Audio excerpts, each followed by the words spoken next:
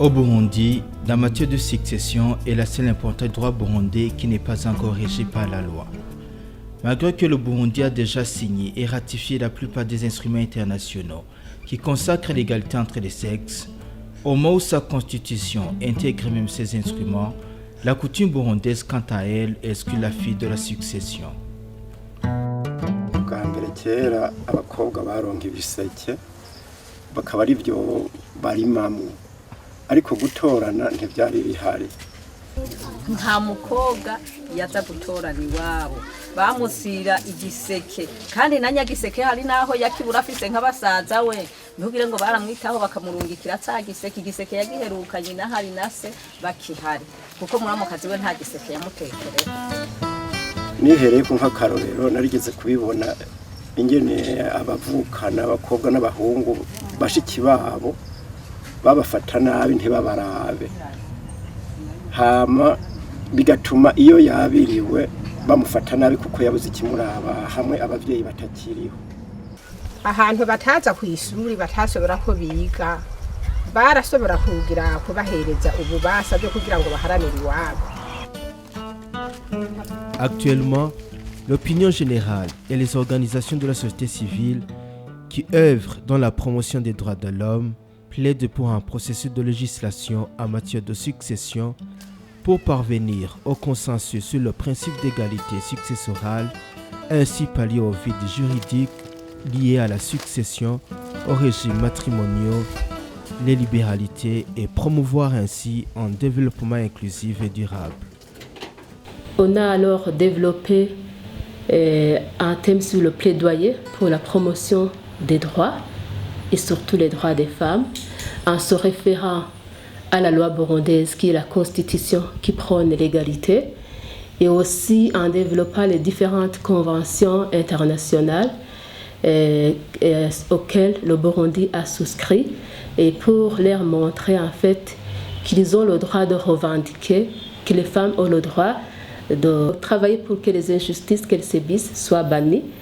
Et donc, cela en fait a facilité de traiter le sujet sous la loi sur la succession parce qu'ils comprenaient que c'est une injustice qui est là et qui est même, qui continue, qui est véhiculée par la culture et qu'ils comprennent en fait la pertinence de l'adoption de la loi. La société civile ne fait que rappeler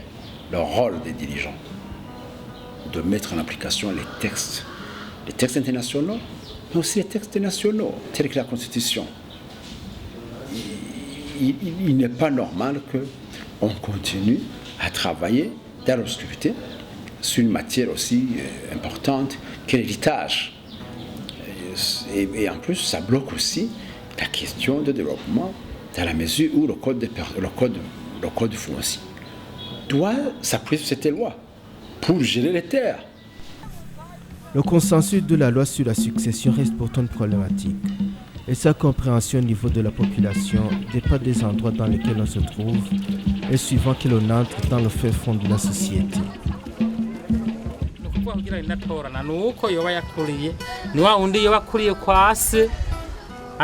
akaba atamugabo yagiye ko ariko arinze agenda ku mugabo no kuvuga akwiye kivi so kuvuga ngo musa turamukanganya uri musaza we. Iyo muntu avuga yuko bomuha ahantu ho kurima jewe ko ndabibona ko kwanda hasi kuko umwana aturana yavuka shobora kuvuga ngo ndotorana ku mugabo umugabo wawe uba wararonga umusangaho uturana kwa soya ko byaye kwa sona nyuma nukuvuga yo mwumvikanye n'umugabo iyo wubatse biciye mu mategeko ugacuza gutorana muhiri wanyu mukaca munganya ucumengura bagije byiza yuko boguha ikivi vyerekana yuko bataguhevye bo muhira kugumuharima mugabo iyo umukobwa byari iwabo birakwiye kubanganya kuko naho ubumushira mugahegeye wubatse mukamwumvikanye n'umugabo wawe ugacuva ngo muce munganya ubu barenganije abo bandi bo mu rugo iyo bavuye. None umwana w'umukobwa akiri kwase uko atagowe afise amahoro yari nuguhabwa ikivi ntabwo anganya n'umuhungu oya uramuha ikivi ntabwo yunganya n'umuhungu gasatura ukanganya n'umuhungu. C'est dans cet esprit que l'association de coopération et de recherche pour le développement, Accord, œuvre depuis 2009 grâce au financement d'Oxfam Intermon à la promotion des droits des femmes et des personnes vulnérables en augmentant l'accès au contrôle que les femmes et les personnes rapatriées ont sur les terres aussi bien dans les mares que dans les collines. Ni ukuvuga bwa mbere na mbere habaye amaseminari yo kutwigisha uburyo twokora bino bintu, uburyo twokwifata, uburyo twoba aborosha b'imitima y'abantu. Amaze gufata izo nyigisho twaciye hariho imbugo twaciye tugomwa nabo turabatanga muri akoro, nabo barafata inyigisho kugira badufashe muri uwo mugambi. Bwa mbere na mbere bwobwo abo ba mbere bataye kuja muri izo nyigisho nibo twaciye dutangura guherako kugira ngo babe akarorero kabandi. Jewe gituma nari nateje gutorana, jewe nari nakurikize akaranga ko mu minsi yahera sinari bwazizuke, rega nazijutse nuko akora aho yigishiriza, sinari bwazizuke namba nagira ati ni nka bimwe vya kera, ati bazonzanira igiseke igihe nahatakinzaniye nari napfiriyeyo, sinavuga ati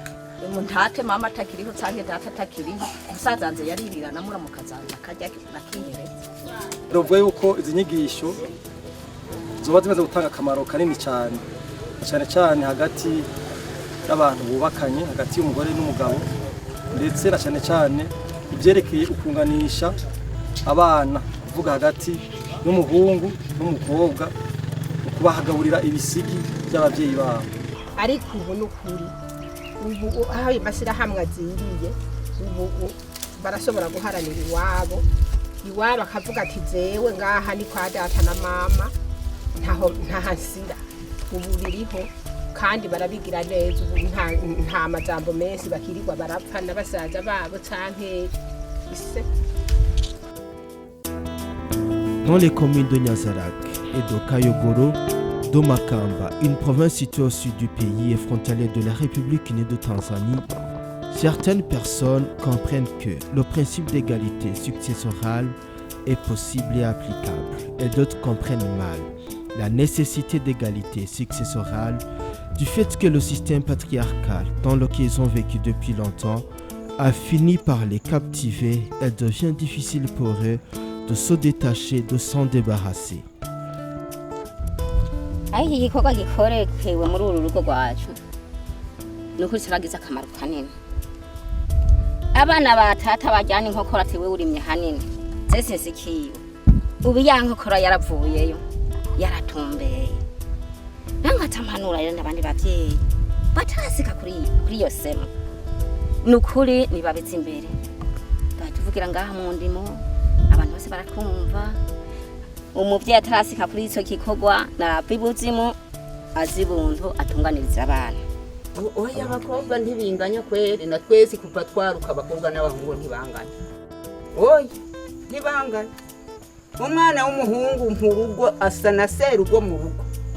ntibanganya n'umukobwa. Hano aho twose ari umukobwa ameze neza, agaruka uwo musaza akamubera se, byubahanye aramubera se kandi akamumerera neza. Sanzwe mfise basikanje babiri, umwe yagiye kubaka Tanzania, ubundi turi kumwe ngaha. Rero ndabiravye harageze gihe azana n'imvyinduru, umugabo mutama aratwumvikanisha musikanje aratugaburira, musikanje rero sigisate nanye narakindi kandi genda araba n'inyigisho genda afata muri yakowa. None nkuko nguma mpanura n'abandi bagenzanze ugwaruka tungana n'abisasiki babo y'abakobwa cy'abahungu kugira nabo bavyumve kumwe ko navyumvise abisira mu ngiro. Ntegetse ubuya musikanje tubanye neza kandi yarasikiye yarubaka kuri umuhungu wabo apfa kure mu ntaya ruguru akafisa hamusira biprase yararose aho yubaka naharima hariho mu ntangwana n'imwe zihari. Kandi jewe yarampaye kwera aringaniza n'uwo muhungu mukuru zenda hafise, ariko ntiyaravye ngo umukobwa n'umuhungu ngo yararinganiza kuko nta mwana n'ikinono, kandi nanze ndatsi neza ko mbakuze njo baringaniriza nkuko papa yaturinganiriza. Jewe naranezewe cyane ko nabaratugaburiye kandi narabashimiye. Nk'ubu nta kintu na kimwe, aho turimo imyumbati turi naho, aho turimo umuceri turahafise, aho turima ibijumbu turi naho, iki kintu cyose n'ibigazi kandi yaraduhaye kandi jewe narashimye no kuri igihe mutama yatugaburira ku ruhande akaturinganiza na mushikanje je navyakiriye neza kuko ubwa mbere cyatumye navyakira neza mushikanje turakundanye ubu nta matati azobaho bivanye n'itongo hanyuma ikindi cya kabiri jewe sinavyumva muga amaze kuze kuhabwa inyigisho na akoro naciye numva neza ko kugabura na mushikawe mukangana ari ibintu byiza cyane kuko iyo banganije ntata amatati agaruka hagati muri bo bituma bubahana nta no gusamburana bibamo. Ubu ndafise inyana yayo na nyina wayo eje kuwa kabiri abana babiri niho bazoza kugabana batwara irya shuri kuko nta matungo ndosigarana ndumwe ntahaye kubibondo abandi barindire inubu iradibiza ikavyara ndoza ndaha abana bamwe bamwe uwavamwo nandi ndisikire ubwira. Maintenant, si Accor arrive à mieux gérer le supplément que les familles recherchent, c'est une bonne chose, ça va permettre le développement. Et ça va créer une dynamique de légiférer pour que justement les biens de la famille soient gérés de façon légale et pas de façon informelle, que ce soit au niveau uniformisé au niveau du pays. Même si la question de l'égalité successorale paraît délicate, la population locale reconnaît qu'une fois mise en pratique, elle procure des avantages aux bénéficiaires. Ikintu nyamukuru iyo umaze gutorana hariya mu muryango iwanyu urabona ingo z'ubuziragoye none umaze gutorana ucuza kubaka inzu hajya muhira y'urugo rukunaniye ugaca wicara hajya nta nkurikizi ibihari. Ndingaha kubaza kiwanje ndadandaza mwanza nkarangura ubupfunde nkashora agafunda dandaza imise nkarangura urumva simbura iry'umunyisha nk'umwana wanje agwaye ndamenye ukuntu ndamuvuza cyo nico kintu cyambere shima ubwo bitamutera amahanya mabi hagateka iyo agiye kurongora kuko baramukunda cyane bavuga ati aho twamukuye harabaho ntibingana no kumengo bamutuye mu ishamba basimbutse bimutuma iyo agiye kurongorwa naho bamukunda gusuma kirabungura nyene aronse aho hantu bakaronka icoki aho hantu iryo tongo akaronka n'ibindi tongo y'umugabo bimuha gukunda nabo bavyeyi biwe bagakunda n'abasanzwe. Certes, le travail de sensibilisation fait par Accor sur le genre, la succession, les régimes matrimoniaux, les libéralités sur la gestion équitable des biens a été d'une grande importance dans l'éveil de la population et de la mise en application de la loi sur la succession. Mais ces avancées ne doivent pas cacher des insuffisances structurelles conjoncturelles et relatives auxquelles les structures tant publiques et parapubliques doivent s'attaquer pour s'assurer de la possibilité de son adoption et de sa promulgation. Mushikanje amaze kunyuba kuva akiri umwana muto akanywa akangamburukira data agashinga itegeko simvuguruza ako ntitunganye icyo ni kibaho kuba mfise aho mpa abana banje bose abahungu n'abakobwa ni byiza kandi n'umugabo wo mukobwa aranezerwa kuko uwo mugore wiwe arose ikivi iwabo mbe wa mwana nawe umwigeme yagiye kurongorwa ku muntu ku mugabo atafise se naho yoba afise se uwo se yamubyariye mu nzu y'inkotano cyangwa mu gaporote adasura kumako n'akano gatoya hamwe umugabo yotse afata ingingo yo kumwirukana kuko adafise ibyo azotorana iwabo agatsa azana arondera uwundi mugore agira kabiri afise ibyo azotorana iwabo bizogenda gute kubera ko hariho iyi zone yacu irimo abantu bava mu ntara zitandukanye ntibashoboye guhinduka bose kubera inyigisho zabaye biravana ku ntara n'iyindi mugabo umugenzo uvuga uri Makamba ni usanga ari umugenzo uri Muyinga cyangwa uri Ngozi gutyo biravana n'ahantu hariho mugabo kome rarawaye general igihe leta yoshinga itegeko ryo kwisunga mu gihugu cyose kagenda neza. La mise en application du principe d'égalité successorale constitue la garantie d'une bonne gouvernance. Mais il importe qu'une loi sur la succession soit adoptée, promulguée, pour permettre aux instances juridiques habilitées et différents acteurs intéressés par la justice sociale de travailler sur une loi claire. Cela éviterait l'usage de la jurisprudence qui, une fois mise en pratique, dépend souvent de la sensibilité des régions et des hommes de loi. ndiyumvira amashirahamwe yakorana na leta none mu gihe ibi bintu biri kwigwa none leta ndiba yamaze kurekura amashirahamwe ati ntiyagende yigishe abantu nkuko nayo nyene bibishaka urumva nayo nyene iri gushiramo ingufu kandi abantu nabo nkakume navuga ubwa mbere iyo nk'ibi byigwa twigishije itegeko rimaze gushika erega turi kubivuga ariko ni nk'umugani kubera leta ntirashigikira kugira ngo abantu babone ko ibintu bikomeye hanje icyo mbona nuko leta yobinyarutsa iryo tegeko rikabaho ndavugisha ukuri kuvyo niyumvamo jewe uravye ukuntu abana barira iyo umuvyeyi abasigiye ingorane nukuri biragenda nabi kandi hakabamo imburano nyinshi mbere no kwicana bikabamwe nico gituma rero ko leta nayo yarinze ivyiyumvira yobishira mu ngiro mu bisanzwe yakwiye itegeko nyitsina tukareba kwisunga umugenzo canke tukareba kwisunga bwiza shingiro hoho muragisunga iminsi yose kandi kwisunga aya masezerano ni vyiza nayo nyine mugabo hari itegeko bavuga bati iri ni itegeko rigenga ugutorana cyofasha cyane. Le gouvernement Burundi a ratifié la CEDEF, la Convention pour la détermination légale des femmes. Et il faut qu'aujourd'hui il fasse une action d'introspection pour voir où ils en sont et pourquoi ils ne font pas ça. Ils ne font pas cette loi égalitaire. Parce qu'il y a même un rapport, je crois que le 5e et le 6e qui vont présenter en juin, on va leur poser la question. Il faut qu'aujourd'hui, ils essayent quand même d'y aller avec une loi pour montrer quand même qu'ils ont géré équitablement la société. Tous ces défis, quoi qu'ils soient difficiles, ne sont pas insurmontables. Des opportunités existent et sont toujours à saisir. La société civile qui reste mobilisée, le soutien des médias et des partenaires internationaux, l'ouverture au changement de certaines autorités publiques, tout ce monde-là peuvent contribuer carrément à l'aboutissement de son processus d'adoption et de promulgation de la loi sur la succession, les régimes matrimoniaux et les libéralités. cyane nk'imisore yo ngaha kuko niyo ituma batemera ubwo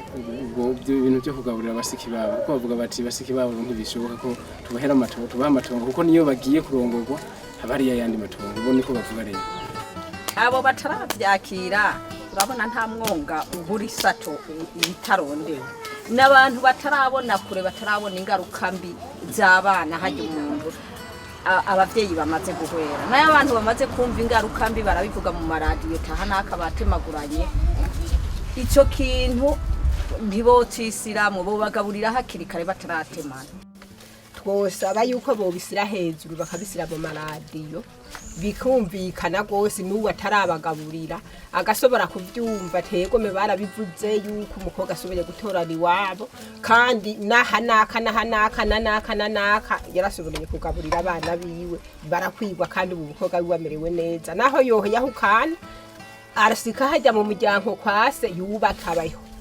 Ubu rero twosaba ko uwo mugambi mwongerereza ingufu kugira ngo tubandanye akoro n'ukuri iragahoraho yaragize icimara mubona bishoboka muyongerereza ingufu dusabye ko ababijejwe bayongerereza ingufu tukabandanya kugira ngo turabe ko izo ngorane zigabanuka. Accord est convaincu que l'adoption de la loi contribue à asseoir une justice sociale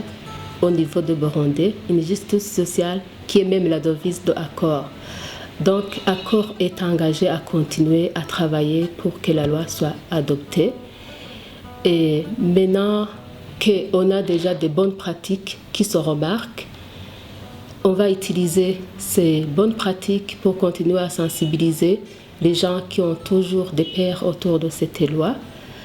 pour qu'ils trouvent des modèles qui sont là et que la loi ne cause pas de problème. Qu'ils aient le courage d'avancer. Ils défendent une cause noble et la cause noble demain, l'humanité et les générations futures, c'est le regret.